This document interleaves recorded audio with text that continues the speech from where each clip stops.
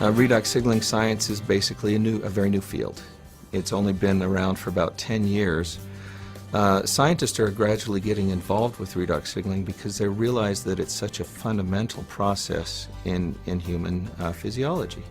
Plants and animals and lower forms of life and all forms of life used redox signaling messengers in order to repair themselves. Let me explain a little bit how that works.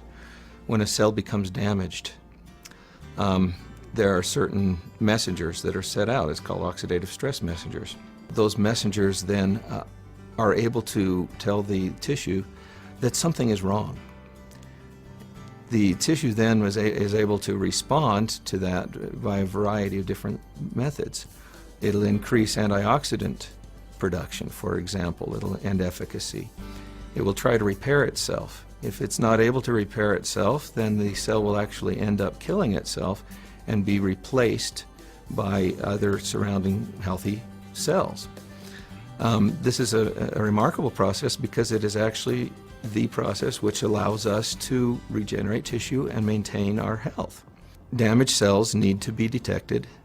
They need to be either repaired or replaced. And so this protection, detection, repair, and replace mechanism is absolutely fundamental to all life. So one of the interesting aspects of this discovery is that we've actually learned how to take these same redox signaling compounds that exist inside our cells and produce them in a stable form outside our cells. A stable form that has shelf lives of months. And so then this signaling compound can have the kind of bioactivity that has been played out in our scientific investigations. And we actually see the fruition of such. We see, for example, that cells in cultures, in laboratories, are able to increase the antioxidant efficiencies, for example. Cells are able to elicit different responses that are involved in this repair, replace, and detect mechanism that allows us to regenerate tissue and heal ourselves, basically. And we're actually seeing real evidences, or at least anecdotal evidences, that these things are taking place. At that point, I realized that this is real. It's true.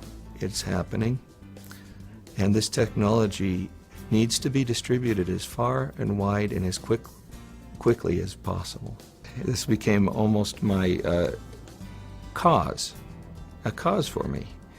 In a way, because this redox signaling molecules in the system had so much potential, so much great potential to help people on this planet.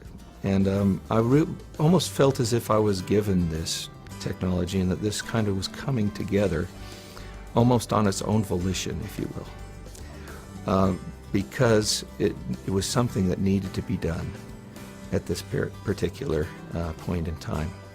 This technology has the potential of spearheading some of the greatest advances of health